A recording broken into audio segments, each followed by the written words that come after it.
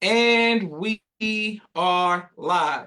I want to thank everyone for tuning in to a very special edition of Off the Record on the People's Podcast this evening. We have a magnificent guest with us tonight, one who is going to give us some amazing information as well as inspiration, and that is none other than our family, our brother, the legendary Tabari Muhammad, one who menaces family, and this is a very special interview for me, and I'm just glad that we can share this publicly. Assalamu alaikum, sir. Alaikum salam. All right. Okay, first of all, for everyone who's watching, Brother Tabari helped protect me and my younger siblings and always looked out for us and was a big brother and a mentor to many of us growing up in Chicago and the MUI. So we get to learn this, learned about him last night, just prepping for the interview. So Tabari, the first thing we want to know is, what was it like, growing up in the nation? It was good, but it was difficult, especially being from Mississippi, the Mississippi Delta, a small area, not that many believers at the time. So going to school, I'm the only Muslim child. So I got teased a lot. So I'm like, why do you want to be this? And but then as I got older, I began to appreciate what I was taught, the values that I learned, the people that I met, the friends and the lifelong brothers that I got to this day. And that's pretty much I grew into it, and I grew to have a love for it, something that I was like, why we gotta be different? But I embraced being different on so many levels because I've been different all my life. Mm, mm, mm. Good, Tabari. Good, Tabari. Yes, sir. Yes, sir. And first of all, Mimi and Naima say assalamu alaikum. Hey, Tabari, all these exclamation marks. Thank you all for watching. Tabari, first of all, let's talk about your parents and what it was like. We want to shout them out, salute both of your parents. Can you let us know their names and make sure that we honor them and let them know that we love and respect them very much? My parents, my father, brother Demetrius Muhammad, my mom, sister Nasira Muhammad, formerly sister Flora Muhammad, both of Greenville, Mississippi. Yes, sir. Yes, sir. And what was it like seeing your parents? Because I'm from Naperville, Tabari was in Bolingbrook, and he would always hear me talk about the South and my view of the South, because I was always like, man, they burning crosses down there, they chasing black people. And for your parents to stand on business and represent the teachings of the nation of, Most Honorable Elijah Muhammad, the minister in Mississippi, what was that like for you seeing them in Mississippi? Well, at first I was young, so I really didn't understand, but understanding where they came from, understanding the area that we were in, and understanding like them coming from that era of like my parents, they were born in the 50s. So for them to be in Mississippi and join the Nation of Islam was like, okay, you gotta be brave to go travel around Mississippi and teach the teachings. Uh, so I mean, like I said, I grew into understanding. At one time, I felt kind of bad because it was like it was taking my parents away from me. I ain't see them a lot. I was at my grandmother's house. I'm at grandma's house, and so it wasn't like and she like they running up and down the road for that, that Nation of Islam, that Farrakhan, that man, all this. So, she like they could be at home and she like forget them. But she even at one point, before she, transitioned from this earth, she loved the minister. She loved the nation. My family, they really began to embrace it. But at first, we go somewhere, it was like, oh, here they come with that Muslim stuff. You know, what I'm saying? They slapping more pork on the stove so we won't come around, So but they finally embraced it and they respect it and they know what it represented. All praise due to Allah. Yes, sir. Mimi says that's beautiful. Okay, Tabari, what's your grandma's name? Shout out to your grandma. My grandmother, I had two grandmothers, of course, everybody got two grandmothers. My Yes, sir. my father's mother, her name was Rosalie Parsley, a very strong woman. She gave birth to 21 children. So, and my father survived through that. So I take it that he was pretty strong. He always had that go-getter mentality. Yes, sir. From that, my mother, she was her mother was Beatrice Beck and my grandfather Charlie Beck, and they only had like 3 children, maybe 4. I think one passed like at birth, but uh they had a little better. I like going to their house because they had a little bit more to me at the time, seemed like, because it was 2 of them, but they lived on a plantation. It was like sharecropping. So that wasn't good. And they stayed there till like 98. And in 98, my grandfather was still working at 80 years old and he got injured. And the owner of the well, it was a farm, but it really was a plantation. They let them live on there, basically without paying any rent. And he was like, my grandfather couldn't work no more. Like, you got to get off. You got to go. But being that my parents had embraced the teachings already, my mom and dad was already prepared for it. Because they had went out, they had bought land, they had built houses. So my grandparents, they had somewhere to go. And my mama, she's very peaceful, but she ain't play about her daddy. So she went over there and gave that white man, she gave him the business. So I mean, and at that point, I respected the fact of what the nation taught, what I saw my dad do, having his own business, and I was like, I might work a job, but I ain't never committed to a job. I ain't committed to work for nobody. I definitely ain't committed to working for nobody. I ain't no slave. Ain't none of that going on. So Beautiful. Yes, sir. And Mimi says, as she should. Brother Nelson Ramos says, Assalamu alaikum, beautiful Muslim family. Like Islam, Brother Nelson Ramos. Shout out to your moms. Shout out to your moms, Tabari. One of the sweetest women, I've ever met. Very kind to me. And your dad is very kind. I was telling you last night, very strong, protective. And he never, he never really made jokes and stuff with me, but he just always seemed loving. And anytime we got the chance to see him, he was always seemed protective, but from a loving spirit. So shout out to both of your parents and your family. May Allah continue to bless you all. All right, Tabari. So let's get to the dog training. So by the time I remember you with dogs, it was, you always with magazines, but also training the Honorable Minister Louis Farrakhan's dogs, which we're going to come to. But how did that all come about? once again, I think I was like, well, I know I was a special child, but everybody else is like, I was a special child.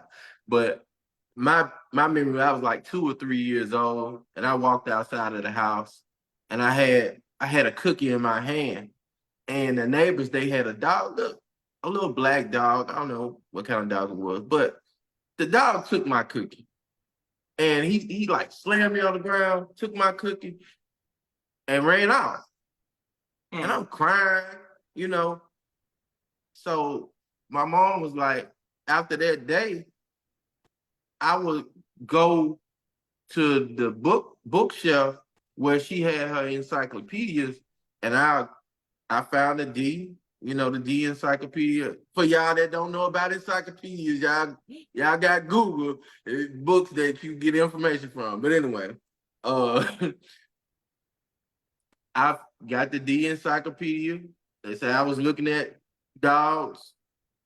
I found the dogs. I looked at the dogs, and it was a habit that I kept until I got old enough to read. And then once I was able to read, I was like, okay, I see this breed. Okay, just say for example, I might see a boxer, or I go to a Doberman and a Dalmatian because it was already in the D, and I read everything about the Dalmatian or the Doberman. So I know everything about it. I know where it's from. You know what size it's supposed to be, what it's used for, and I would do that on every dog that they had in there, every breed that they had in there.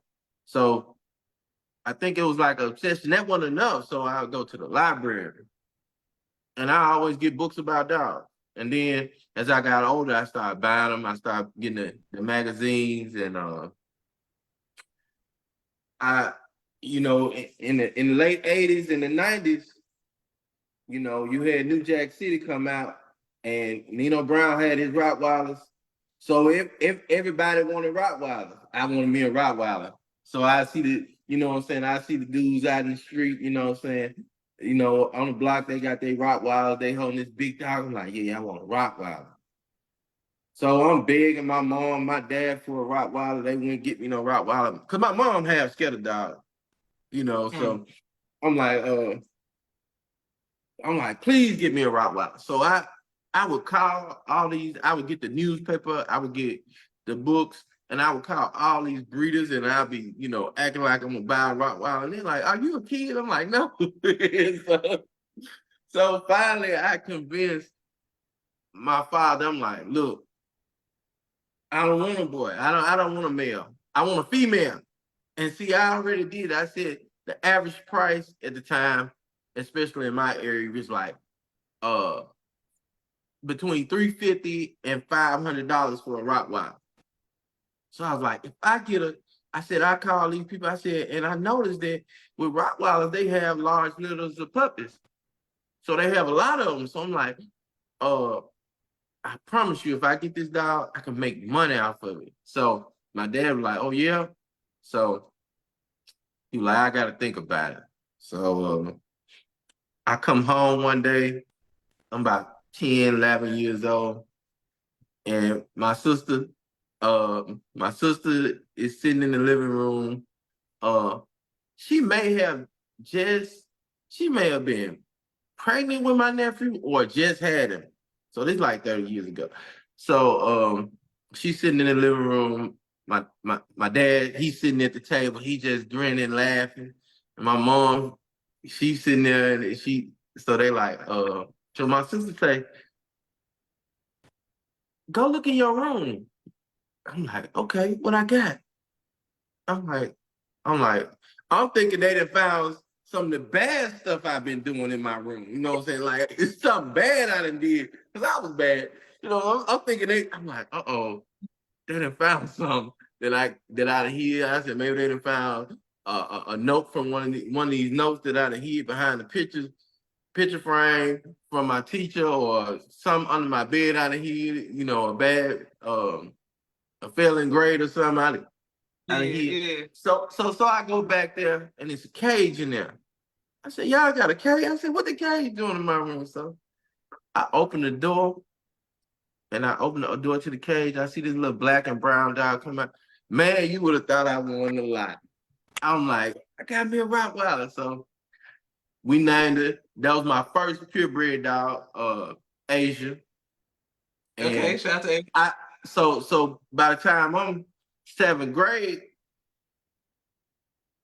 I'm the man, because I'm selling, you know, first litter of puppies, Asia dropped 13. So you do 13 times 4, you know what I'm saying? I made pretty good out there. Like, you know, close to $5,000 at 12 years old, 11, 12 years old. So, you know, I was doing good. But she was doing it, you know, like once, twice a year. So the other thing what got me into training was the guy that my dad bought Asia from, he had these two Rottweilers. Well, he had, the mom and dad, but he also trained dogs. So I went over there. My dad got a train for me. He showed me how to handle it. He's like, now you work with it 15 minutes a day. And, I was dedicated. I'm walking my dog 15 minutes a day. And he showed me, he had his agitator to go out there with a stick. And he put it over the fence and they whoa, whoa, whoa, whoa. Rottweilers, they make a lot of noise. They go, whoa, whoa, whoa. I'm like, oh yeah, I like this here. So so I started, so then a couple years went by and I had built up my stock on Rottweilers. I had quite a few at the time. And my sister had moved up there to Bolingbrook. So now I gotta leave my dogs because first I'm getting in trouble in school. That's one reason I ended up in Chicago. And two, my sister needed some help, so I'm up there, no dog, couldn't get no dog, and I'm like, man. So then I'm like, I think Omar, I can't say Omar Muhammad, but Grandmaster son Omar, he's like, man, you don't know nothing about no dogs. He's like, I be training dogs for real. I'm like, for real? He's like, yeah, he's like, man, he was like, me and brother Mark be training dogs. I'm like, yeah, whatever. I'm like, yeah, I ain't got nothing going on. So brother Mark had a Rottweiler named Cujo. And I was like, he's talking about how bad it was, but I was like, man, I said, man, I got 3, 4 of them. But he was a pretty tough dog. And but he was handling the bomb dogs for the minister. And I'm like, why y'all got them labs? This how shallow my like them labs for to do that. Labs for, for security. Like labs. And he's like, minister paid $10,000 for them people. I said, oh, for real? I'm like, okay, bet. I'm gonna be a dog trainer for real now. So that kind of sparked me to really want to do that. So I was like, all right. So then time went by, going to MUI, everybody was smart. Like everybody was smart pretty much, and everybody really knew what they wanted to do. And most of them wanted to be engineers and doctors and this, that, and that, and they knew all these scientific terms to what they wanted to be. So they get around to me like, what you want to dog train? Like, is you retired? What's wrong with you? You know what I'm saying? And so, I kind of felt bad. I'm like, man, everybody gonna be engineers and then I'm trying dog. But I stayed the path. And I end up coming back to Mississippi, and about 6 months from that, I shipped out. I went to West Virginia. That's where I went to school for dog training. And I excelled in that. I was one of the top trainers in my class, academically and practical application in detection training and just obedience, protection, tracking, detection, the whole nine. So but me being black, all the other ones, they so that's when I first saw they had jobs coming out of the school and stuff like that, and I'm like, man, why I ain't getting no job? I'm way better than them, you know what I'm saying? So that really let me know that it was real, because that's the first time I saw $100,000 dog at that school. So I'm like, now, but Mark said 10,000, just 100,000. I'm like, okay, I might be on to something. So finally I'm calling. I go back to my magazine. So I'm calling. I call out to Tucson, Arizona. Shout out to At the time, he was Commander Cruz. He called himself Prophet Don Mega now. He gave me I said, I need a job. I was like, I want to work for you, I see you got this, that, and the other. And I was looking, he was like, it was like a method that you can use when you're old, a method that you can use that doesn't require a lot of equipment. And I'm like, all we use is equipment up here. So he was like, but young man, before I can let you come, I got to talk to your father. So I tell him that, so you got to call him, man, so I can get the job. So he called him, and I don't care what the situation is, my dad gonna make sure that they know that he affiliated with the nation. But I'm like, why you telling him that? Like, everybody ain't know nothing. He's like, man, shut up. He's like, man, you don't know nothing. That brother there used to study the teacher. So when I got out there, he took me on his wing and he showed me a lot of stuff, and he directed me. He was from Chicago, so he directed me back to my second home, Chicago. And I came back to Mississippi for a while, and I was like, man, ain't nothing popping down here. I need to learn some more. So at that time, the minister was asking, like, how he doing with dog training? So I said, give the minister a message that I need to go back to school. The minister was like, nah, it's a brother up here that works with my dog. You could come up here and maybe he'll show you. So that's when I came up to Chicago, got with Mel McDuffie of Mr. K9 Dog Training. It's located in South Holland. One of the greatest trainers you ever want to see. Yes, sir. And we would ride out to the farm, and we'll ride out to Michigan, and we'll train with the dogs. And I just was I was like a sponge. And he was connected with another brother out in LA, which I really looked up to. That's Daryl Young. Because he was doing all these celebrity dogs. He was doing all the dogs for the Snoop Dogg videos. He was doing all the Death Row record dogs. He was doing everybody. And I was like, so through him, I got a chance to meet Daryl. And I was like, man, I had met, I don't know. I'm like, so, and he was, Daryl was making that real money, like several 100,000, millions. I don't know. It was a lot.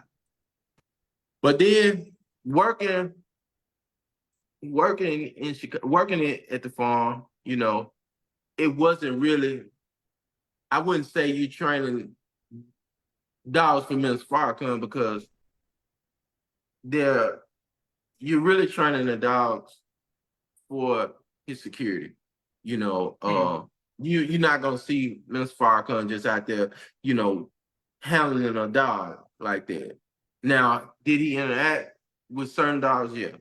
But as far as like him handling his own dogs a whole lot, no.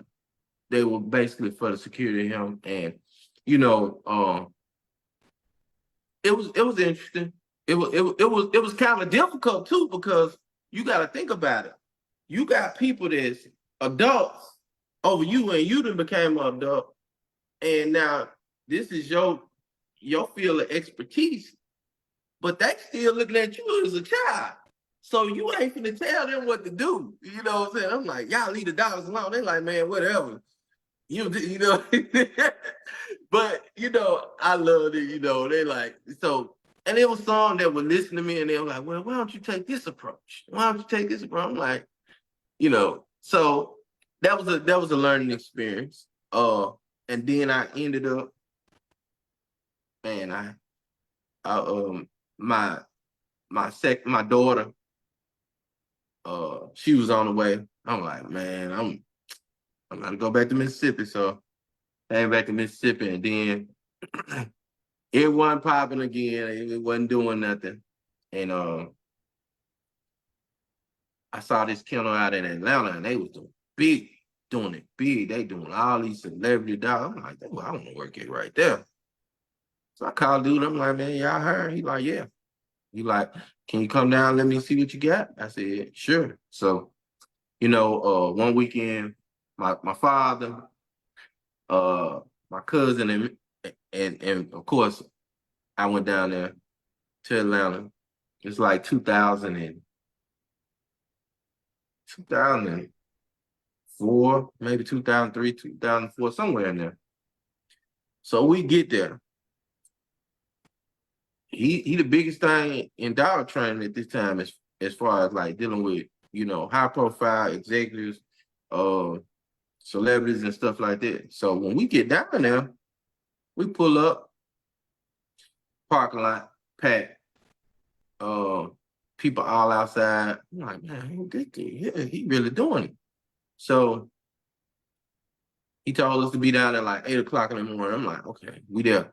We drive most of the night, and I wake up from the hotel. I wake my dad up. I'm like, man, y'all get up. We gonna be late. You know what I'm saying? I'm excited. I'm ready to go. So when we get there, like 8 o'clock in the morning, and dude ain't really paying me no attention, but at the time, he got an NBA player there. He got Monica there, so and he got a running back for an NFL running back there. So like I get to you whenever. So I'm waiting. So my dad, my cousin, they getting impatient. They like, man, dude need to come on. I'm like, man, y'all be patient, man. Dog he trying to test my patience. My dad like, I'm finna go talk to him. Say, man, what you doing? Man, I gotta go get something. What you doing, man? He go get his little FYI. I said, what you putting that on for? I'm like, what you putting that on for? He like, you watch this. So he go in there, he go talk to him. And once again, this guy, he respected that. He like, he had studied teaching too. So he was like, so he sent a guy out there, and they sent what you call a cold dog out there, a dog that don't do nothing. Mm-hmm. And they was like, it won't turn on. It ain't got no aggression. So I'm taking what I done learned from Arizona, and I'm taking what I learned from Chicago, from Mel McDuffie. That's what we do. He turned on the cold dog. So they put him out in front of me. Boom, boom, boom. He fire up, bite. The older guy, he run up there. He go get him. He say, man, you got to see this kid right here. He good. So basically, I made him leave his celebrity so he could see what I was putting down. And you know what I'm saying? All praise due to Allah that I was guided to be with the right people that gave me that ability to do that. And I stayed there a while and worked with him for a while. Yeah.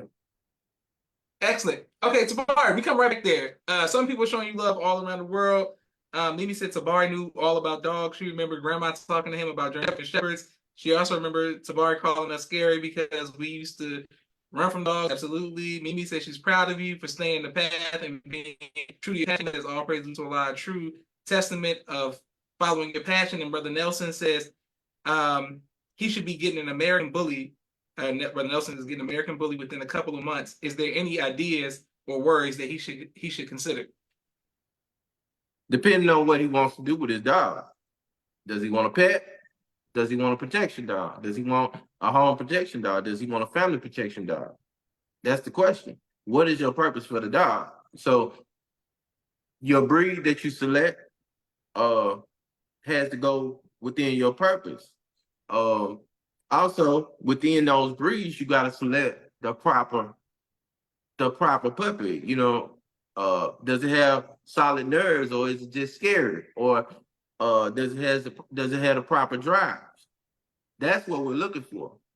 And also, is it going to be a healthy puppy? Is this puppy guaranteed? Because you can go out and spend $3,000-4,000 on a dog, but you got to have a guarantee. That's what I'm buying. I'm buying a guarantee. If this dog is not what it's cut out to be, I'm sending it back to you. and you'll give me my money back, or you gonna give me, or I'm gonna get another dog. You know, so that's what needs to be considered when you get a dog. Uh, where you live. You know, if you live in Mississippi, you live in Georgia, don't get a Siberian Husky. It's too hot. You know, mm. if you live in an apartment, don't get that type of dog, because that dog, or don't get the dog that was bred to run. Get a dog that's gonna be laid back and chill. You gotta get a dog that's on your activity level. If you know you lazy, don't go get a Belgian Malinois. Don't do it. Or don't do that. Or if you know that you too active, don't go and get an English Bulldog or a Basset Hound.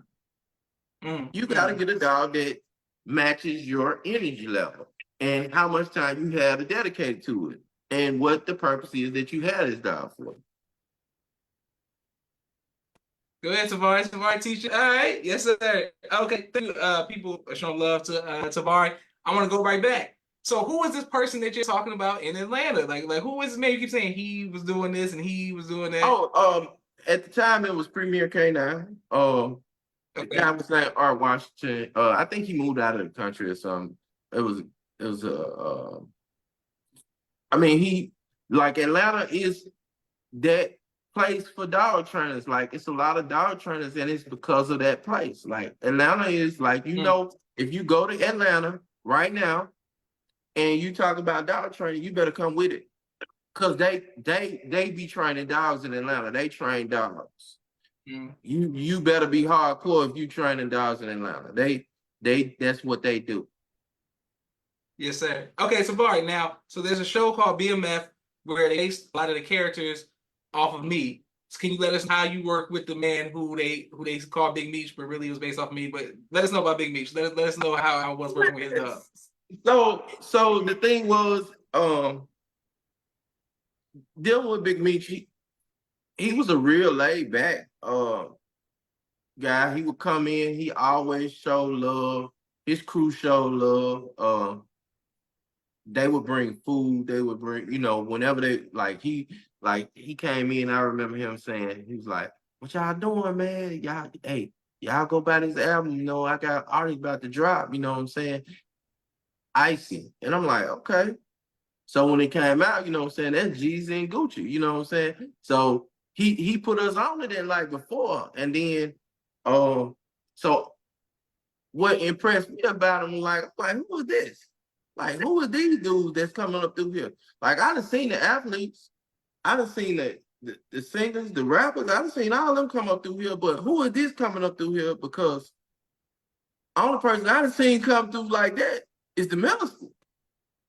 Like, I'm like, hold on, who is this? You know what I'm saying? At that time, what was it? Chrysler 300, Charger, Magnums. Oh, they had a whole bunch of them. They had a whole lot of them. You know what I'm saying? He might pull up in a couple of Mercedes. I remember one day he pulled up in the Phantom. You know what I'm saying? So I'm like, dude, but he was real humble. He was always down to earth. When he'd be like, "Hey, we're gonna be such and such tonight. Y'all come on through." So like you went somewhere BMF was, you ain't had to spend no money. You gonna have fun because you ain't gotta spend no money, because everybody happy, because you walking through the money. Like, it's all over the floor. It's everywhere. So it's everywhere. You ain't gotta buy nothing. Everything I already paid for. You know what I'm saying? So I was in my 20s, so that was very exciting, early 20s. But one of my moments was one time he was coming to buy a dog, and he pulled out a dog and he was showing him the dog, and I ain't put on no scratch pants. I ain't put on no kind of protective pants. I just got on a sleeve, and I was kind of cocky at the time because I was good. I knew I was good. Well, at least I thought I was better than I really was. But when he let the dog go, the dog went under the sleeve and bit me on my leg, like right there between my thigh and my knee. So once he got him off, I shook it out because I've been bit by a dog before. I already know what the process of getting bit by a dog is. So I go inside the building. I go in the bathroom. I'm compressing it to stop the bleed. I'm leaking, and so when I come out, I look up. It kind of scared me because there he was. Meech was standing. He like, he had this raspy voice. He like, "No man, you good?" And I'm like, "Straight." You know what I'm saying? He like, "Where you from?" And I'm like, "I'm from Mississippi." He's like, "Yeah, I got people there." I'm like, "All right, cool." He was like, "Man, he said, you took one for your team." He was like, "Man, come back out here. I wanna talk to my people." He was like, "Now you see how he took one for his team? Them the type of people I need around me." You know what I'm saying? He was like, he loyal. You know what I'm saying? So that's my little Big Meech story. He's a real Yeah, good okay, guy. Yeah, great. free that guy. He a good guy. Free him. Free. Yes, sir. Brother Nelson says, great advice. Thank you both. Mimi says he was recruiting. All right. He's definitely Big Meech was recruiting you. Yeah. Man, let me be quiet. And Naima said, let me find out what Tabari was a part of the event. Exactly. Nah, I was not, but I did train a lot of their dogs, and it was fun while it lasted. Yeah, and also, as an actor, y'all gotta give Tabari credit for that Big Meech voice. Y'all gotta get Tabari, that was a good impression. That was a good impression. Okay. Well, that's what I do. Right. That's my part time. Yes, sir. All right, Tabari, what is your favorite memory of being with the Honorable Minister Louis Farrakhan? Man, it's a lot. It's a lot of memories. Oh man, that's a tough one because I remember being small enough where the minister will go to an event or whatever, and we'll go up, and the minister would just like pick me up. So that's a fun memory. And just growing up through that. I mean, it's a lot of things that man, I got a lot of memories with the minister. Like it's like so many, man. I would have to actually write it down and come back to you on that. But now I know that. Yeah, I really can't say it's a lot of memories, Josh. Excellent. I just want people to know, man. Man, the minister loves Tabari. Tabari loves us. Tabari's a loving person. Y'all should get to know Tabari. This is side we know. Y'all see the serious, side, most likely to people who don't know him. Tabari, we coming back because I want to talk. We got so many memories. I want to talk about you, my mom, and my grandma, and so many of us growing up, MUI memories. But we have a brief 60-second commercial break for all of the sponsors of the People's Podcast. We're grateful for every like, share, and subscription. Thank you to everyone for every anonymous Cash App as well. 1 second. Hey, get on my Cash App too. I'll be right back. We are live with the People's Podcast. Street Premier Media Production. He has a 4K camera and a drone. He does television and film editing. Please reach out if you need any of that. Sister Naima, Stay On Point Dance Academy. She teaches ballet virtually to young girls all across the country. Sister Miriam, ABC I Love Me children's book and coloring book. My father's book, A Soldier in the Movement of Christ. My two books, Cleopatra, which is a children's book, and No Father, No Excuse, both of which are available on Amazon. I'm coming back. I had to take my break. Yes, sir. Tabari's back. Please let us know what city you all are watching the People's Podcast. And if you have any guest suggestions, let us know in the comments. Everybody is showing love all around the world. Tabari, we were in Mississippi. I want to say Mississippi. The time I saw you in person. I want to say it was at a funeral. And I was on post being all serious. And Tabari was like, Josh, get properly relieved so you can so you come talk to me. I think we were in Huntsville, Alabama, Josh. Alabama. Okay, yeah. Okay. And, and it was just so great to see Tabari and that you still have your same happy spirit, bro. Because so many people we grew up with, life just makes people, it makes some of us not happy no more, not the same. We don't have the same life force and energy, tapped in. So it's so great to see Tabari. And when I told my family, it was like, it's so good to see him. And we always see your sister and your nephew and your family and your parents. So we just want to make sure we, respect and salute you all, let you all know we thank a lot for your sacrifice, Tabari, the sacrifices of your family, man. We salute you. And okay, so boom, I want to know your favorite. Tabari knew us before we knew us. So Tabari, tell us your favorite story about my grandma, bro. Oh, my favorite thing about basically her dealing with you, if like you gotta know Joshua, he was, you gotta know Josh was a handful.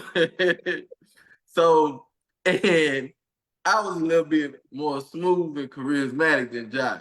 So I was because I used to, like I said, I used to hang with my grandma. I used to be with my grandmother all the time. So when I came up there, it was like your dad was my dad, and your mom was my mom, and Mama Muhammad, that was my grandmama. So me and her, y'all would be down in the basement, and me and her would be watching Tiger Woods, golf, and stuff like that. But like Josh was Josh was like Josh would be torturing. He would taunt and torture Rashad and Naeem. So Mama Muhammad would get up and she'll be like, she'll be downstairs and she'll be calling your mom and she'll be like, you better come get Joshua.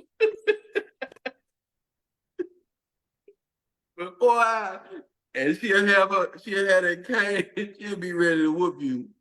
And I'll be kind of like egging it on because, Tabari. Oh, yeah. So, and like once again, that's one of those things that I had a whole lot of memories with your family. So I can't really say what was my most uh uh most memorable moment because it was so many. I used to love what she used to cook. She used to cook for us, and it was, But like I said, you was always getting in trouble, Josh. You was always doing Thank something. you, Tabari. All right, Tabari, what about my moms, bro? Tell us a story about my moms. Well, your mom really, like I said, once again, she was always there looking out for my sister. Like, if anybody looked out for my sister, she did. She guided us, like she guided my sister.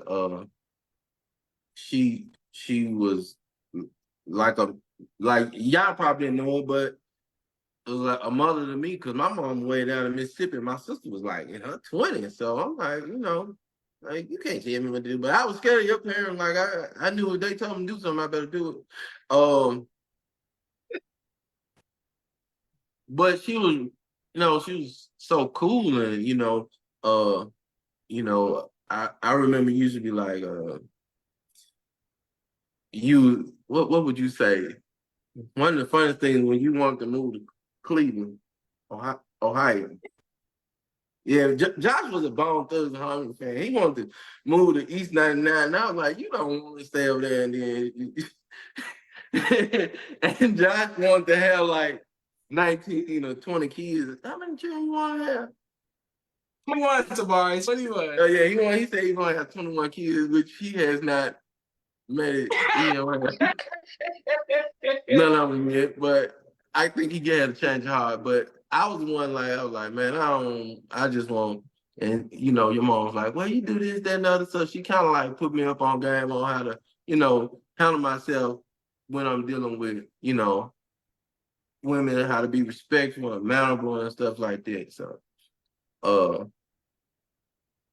plus, we was she always had stuff for us to do.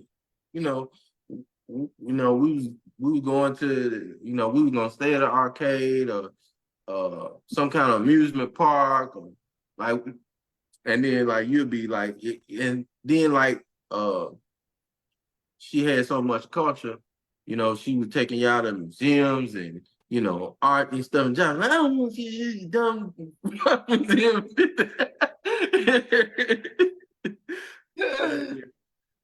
But I think that kind of shaped and molded you to be, the creative genius that you are at this point. Thank you, Tabari. And Tabari, so many people are showing you love. I want to make sure, can't wait to upload this to YouTube. Mimi says, Josh was a menace. Our family loves Tabari. Grandma and Tabari were besties. Naima said, Josh was always electro. Mimi says, and Tabari, you are brother to us. Absolutely. Shout out to Tabari and the blue car that you had that used to drive us everywhere. Shout out to your sister for taking us to see all the Batman movies, Gushers, the Fruit by the Foot. You know what I'm saying? All the candy. I used to be like, man, get this candy. It was crazy. I played video games at your house. I don't even remember you caring about games like that. You used to be like, whatever. I used to be like, nah. Shout out to your nephew and because the bird. We always talk about the bird that used to be at your house, man. The parrot, I don't know if it was a parrot or something, but y'all had some bird that used to be over there when used to get loose. I was like, oh. That was my nephew's bird. Yeah. And yeah, but like I think at the time, like people didn't like, that game legendary now. That 007 Golden Gun. Josh, I got tired of playing it with you. I promise you I did. You wanted to play that game every day, all day. I couldn't do it. I just couldn't do it, bro. and you used to cheat because you used to get the golden gun. I just want you to know you were cheating. But yeah, shout out to Tabari's family. Shout out to our family, man. Tabari can come on and let his testimony be said. This is just part one because inshallah down the line in person, we're gonna have so many more interviews with us and Tabari, and I want his parents because I want people just to know the love, some hospitality in the South. While my dad is from the South, Tabari's dad, and the similarities that that we all had growing up in a very intense time where we didn't even know how intense it really was. You look back at it, all families, and we over here playing games and watching movies and stuff. So I thank a lot for your family, man. So much, Tabari. Okay, so Tabari, now that you're a grandfather, tell us how that has impacted your life. Well, it's been being a grandfather is cool because you kind of learn from all your mistakes that you make with your children. My granddaughter Karma, she's a beautiful little girl. I FaceTime her a lot. I got to get to see her a little bit more because she's in Texas. I'm here in Mississippi. So it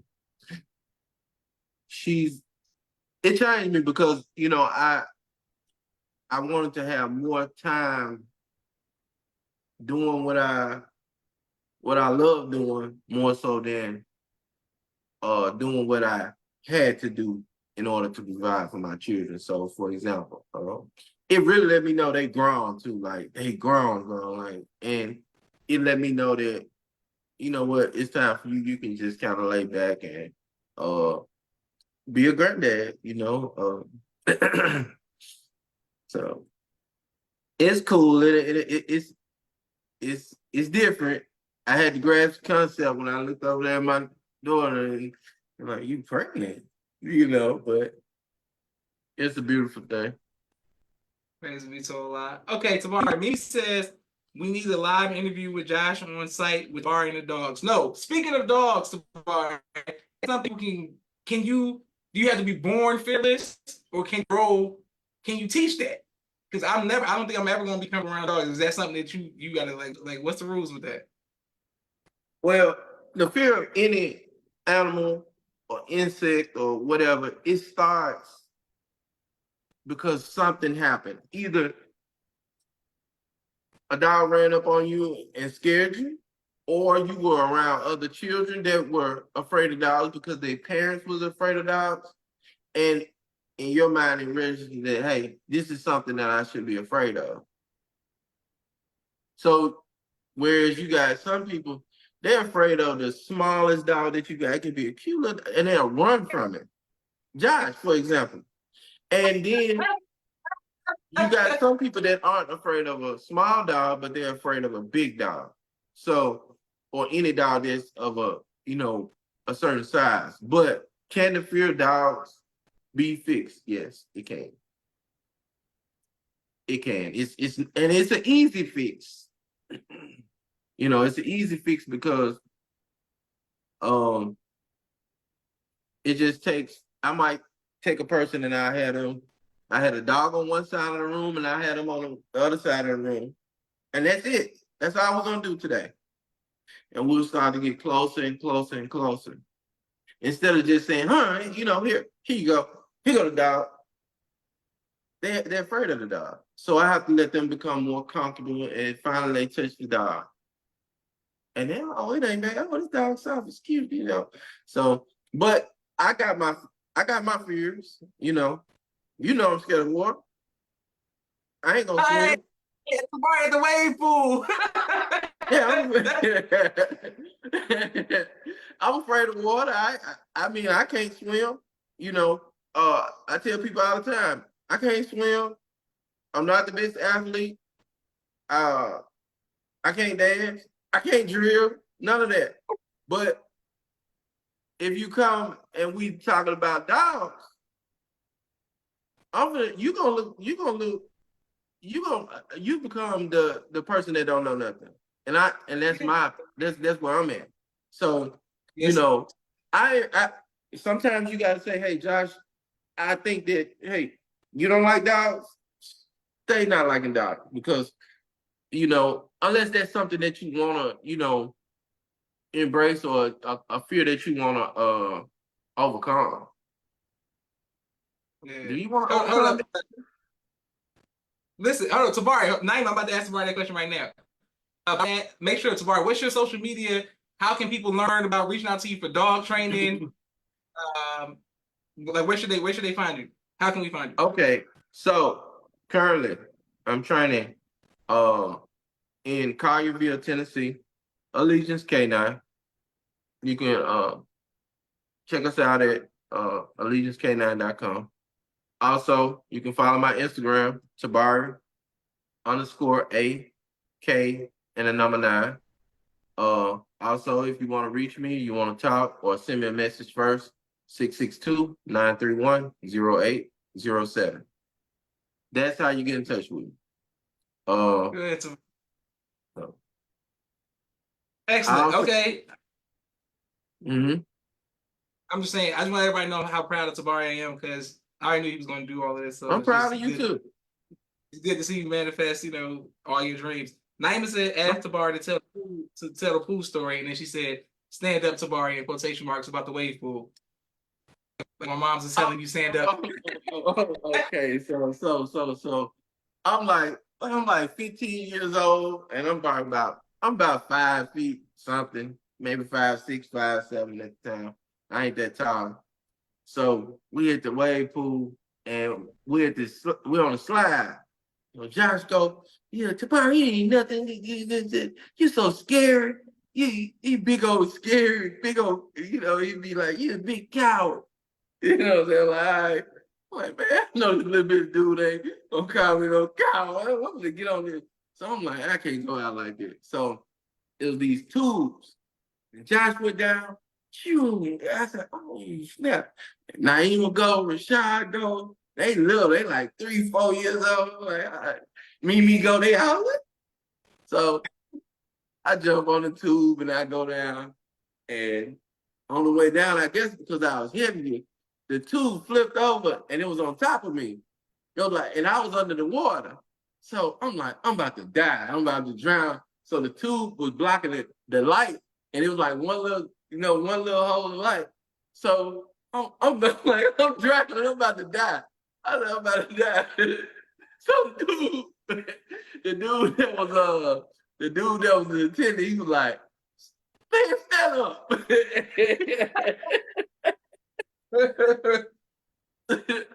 So I stood up and I was like, hey, I'm still here. I ain't drowned that day. I made it. Beautiful. And I don't get in no water. Tabari, it's okay. I can help you. I didn't take a shower. Huh? I said I can help you with your fear of water. Mimi said the water was 3 feet, Tabari. And I was laughing. It was shallow, but I knew I was out of there. Yes. Listen, Tabari, I really want your children. First of all, shout out to your younger brother too. We don't acknowledge him because he came later. But shout out to your younger brother. Yeah. He in Houston now. But no, Tabari, I was saying I want your children to make sure that they stay connected to our, my nieces and nephews and all our family that stay connected in person, inshallah, man. So we all we grew up to not to have Yeah. You gotta answer your phone. Yes, Tabari. You gotta answer your phone other than when you want to interview, I got 3 times. Hey, I got text message at 6 o'clock this morning. We're doing an interview next week. Yes, listen. I want to thank everybody for watching. This means a lot to me, Tabari. Let you know we love you, man, and love your family once again, and just really respect and honor y'all. And just thank you, Tabari, for being a protector. That's why I wore my Cincinnati Reds hat, because Tabari gave me the Deion Sanders Cincinnati Reds jersey. And also, that's a good question. Also, Tabari put me on to the TLC and the poses and my No Limit chain. All of that came because of my love. I wouldn't have no love for the South if it wasn't for Tabari. So he didn't have no love for the South. He didn't have no love for the South. But at the time, the rap, the down south rap really wasn't down south rap at the time, and it was like mostly dance music. So he's like, that's stupid music, man. He's East Coast, I'm on West Coast, and this, that, and the other. And then boom, Master P came out like, see, I told you, Josh. And then I was like, he's like, this big dumb. I'm bad, and this, that, and the other. So then so he was over at the crib one time, like, you wanna watch this battle video? Yeah, he saw that No Limit after party, boy. He was down south rapping for real. Make him say, for sure. Hey, Josh, but it's good. You still connecting a lot of people together. You always been connecting a lot of people together. On phone lines and stuff, Yes, Tabari, thank you. Did you remember that? Tabari loves bringing up the fact that I ran the phone bill up. Like, oh my goodness, okay, Tabari. But I want to thank you for watching. This is Josh Leonard Muhammad signing off for the People's Podcast. Assalamualaikum, Tabari. Thanks a lot. Thank y'all for watching.